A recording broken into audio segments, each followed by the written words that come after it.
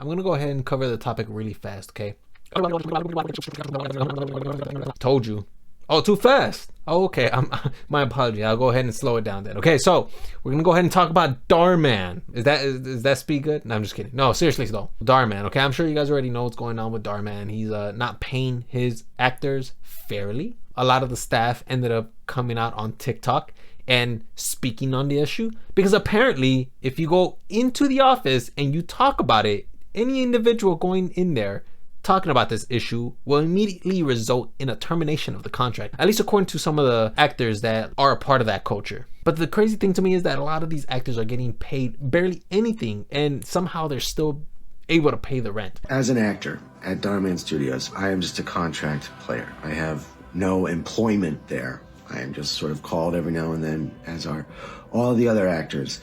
And it just is not sustainable. One of the main issues is that not a single actor that works at Darhmann Studios can afford rent. If you're able to pay your rent, barely making anything, God bless you, man. And the crazy thing is that when you hear Colin talk about how he was one of the first actors to be there when Darhmann started from the bottom and then ended up working their way to a 3-story apartment, it's insane that for him, things haven't gotten better. For Darhmann, he launched himself into the stratosphere. How? That is insane how this actor, Colin, was there from the beginning and still nothing has improved for him. And believe it or not, they've actually attempted to reach Darhmann himself.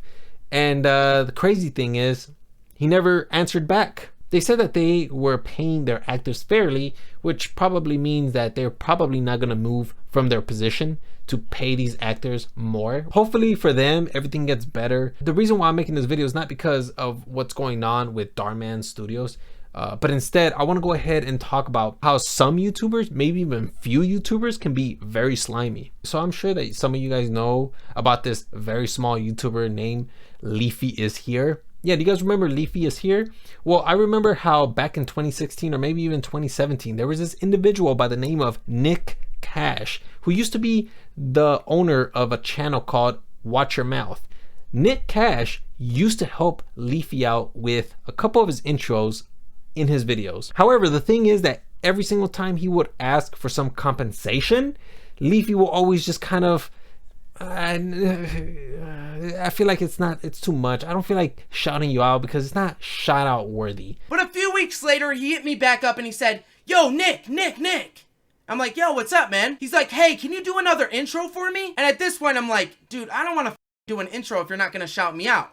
So I had asked, "Hey, yeah, I can make an intro, but could you like shout me out at the end of the intro or maybe at the end of the video?" "Well, no, man. I don't want to shout you out because, again, you taking this 4 or 5 hours or however many hours it takes out of your time, dude, that's not worth a shout out, man. How about I pay you?" "All right, sure, yeah, I mean, fuck, if you're going to pay me, that's what's up. How much are you going to pay me, dude? Is 20 bucks okay?" I mean, he ended up paying me 50 bucks, but that's not fucking shit. For a minute or 30 seconds of the video, or 2 minutes, however long it is my content, right? And he's done this on 2 other videos. He paid me $50.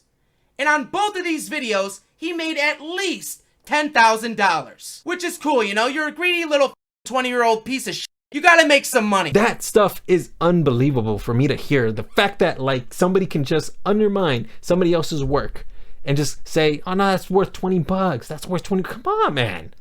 Come on, who's kidding?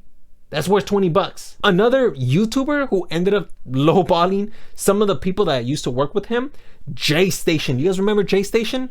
Yeah, J Station, the 3 a.m. YouTuber who will always say that he invented the genre or whatever the case is, always talking about how he created this and created that. He was the first person. Well, yeah, this YouTuber, he used to employ a couple of people to do certain bits for him or even act out a character.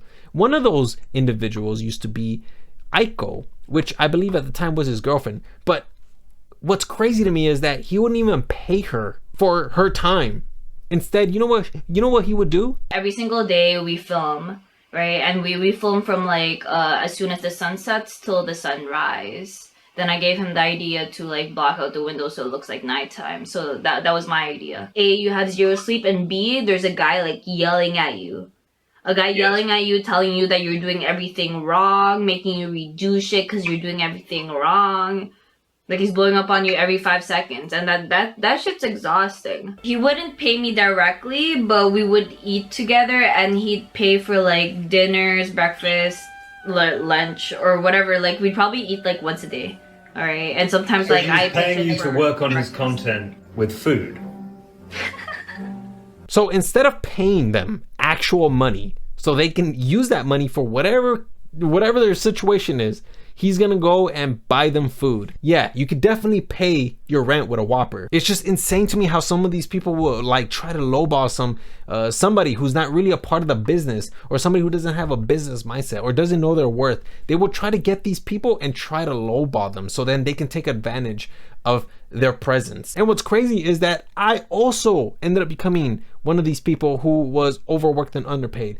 I would literally go with this YouTuber almost 12 hours a day. 12 hours a day. And then at the end of it all, I got paid nothing. As a matter of fact, every single time I would go almost every day, 5 times out of the week.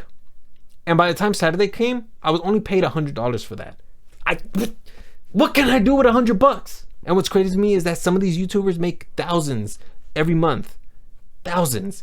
But no, they cannot, they can't even give 200, maybe even 500 to somebody who is helping them out with their videos. It's just insane to me, man. And you know what's so sad too? That some of these people, some of these artists who are out there, they want to work for YouTubers and want to help them out. It's just unfortunate how sometimes you will end up with the wrong YouTuber and they will abuse you. And what's crazy is that when you stay with these YouTubers, you start to feel more and more worthless, which it starts to impact your confidence and it starts to make you question yourself whether you are worth an artist or not. Believe me when I tell you that when I was working with that YouTuber, dude, I got out like after 2 or 3 months because I couldn't take it. I was just like, bro, like I don't feel like I'm growing. I feel like I'm just being held behind. I can't grow because every single time I was going, I was just overworked. I couldn't even ask questions so I can help my own YouTube channel out. I've been doing this YouTube stuff for like 6 years and barely am I getting any traction. Barely anybody's paying attention to me now. Those 261 subscribers that you guys see, that is the first time I've ever gotten that in 6 years. And now I'm finally getting somewhere. But imagine if I would have stayed with that YouTuber thinking that I can't do anything better than just be here and just be overworked and never get paid properly. It's blowing my mind. I would prefer this and that, like you guys, 261 subscribers who are watching me, dude, I would prefer that over the $100 per week, because at least here I feel like I have some sort of value.